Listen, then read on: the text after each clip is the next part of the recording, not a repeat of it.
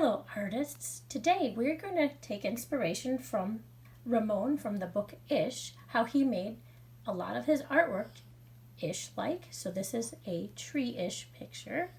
And we're going to also take some inspiration from artist Gustav Klimt with his painting The Tree of Life with all of the curly, cute branches. And so we can take some of our animal-ish ideas and put them into our trees if you'd like, and add patterns into our beautiful tree.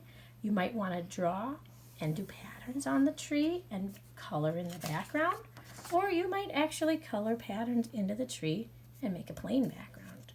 This one was more inspired by lollipops and zigzag lines and different patterns. But either way, they're very tree-ish pictures, and we are going to begin on our own tree-ish picture as well. So the first thing we're going to do is get a nice piece of paper. You can use a pencil or a marker. I'm going to draw the trunk, and I'm just going to draw two lines. They're sort of straight. They kind of go out at the bottom for the roots of the tree. I can make them longer. And at the top, I want to add the branches. So for a branch, I can go up. I might curl around. But I want this to be kind of like a bubble letter, so double the lines. So I made my curly Q like this. On the other side, maybe this time, I would make it a zigzag line, and it could still maybe spiral, but I'm going to make it spiral back in a zigzag formation. And over here at this trunk, I can then go back up and make another branch. Make it maybe go lower. These two could even overlap over each other and connect. I could go up, out, whatever way I want, using my imagination to make really cool, fun branches. Because it's tree-ish, and it's more about my imagination and just having a fun time practicing connecting different branches together. And maybe I wouldn't see this tree in the forest, but I do see it in my imagination, and that is also amazing to have. So, once I finish all of these lines, I might want to start and add different patterns, which are repeating lines, shapes, or colors, onto my tree trunk.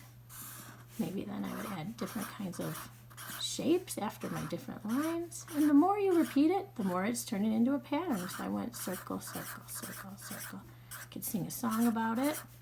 Circle, circle, circle.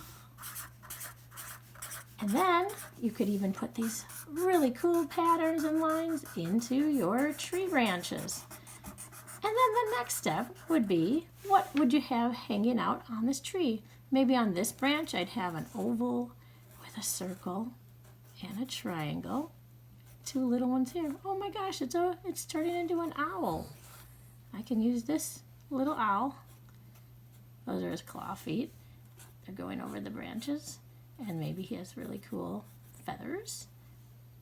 Might be owl-ish if I didn't get it right.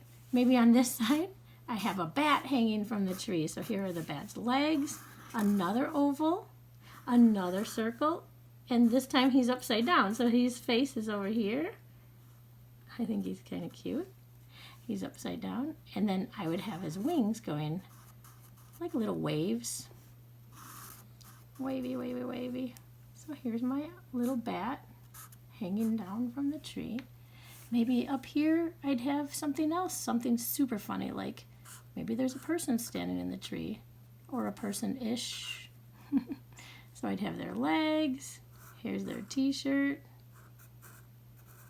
just different shapes together. I could make a person. He's very happy to be hanging out in the tree. And then I could add more patterns around my tree. Put some hair on that guy. And next I would think about the ground. Maybe I'd have some grass. I like just making just big little sprouts. Maybe there's a tiny tree growing here now too, with all of its curly twirlies and zigzag lines. It looks just like the big tree. But not as detailed. It's so little. Details will come later when he's older. Maybe on this side I'd have just a regular flower, tulips. and little pieces of grass growing around this tree. There might be roots coming from the tree itself. Maybe on a weird diagonal, very organic and natural looking. Maybe these little patterns go all the way down to the roots.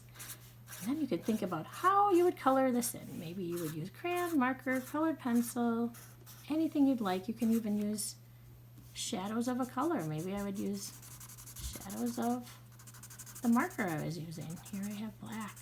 That's super cool. You can make it look zigzag. Now it looks like triangles. Very fancy. I might use crayons. I love using crayons because you can color it really light and really dark. So it's like you have two in one. Colored pencils too. You can make something super light.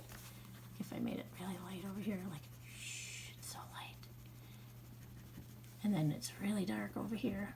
It's like two different crayons, all in one beautiful little waxy thing. So it's up to you how you'd like to color it in. You might color the tree part and leave the background something plain, or you might color the background and leave the tree just in one color. It could be pencil lines or black and white, or even just, what if you used the marker and you just did it in like blue, whatever your favorite color is.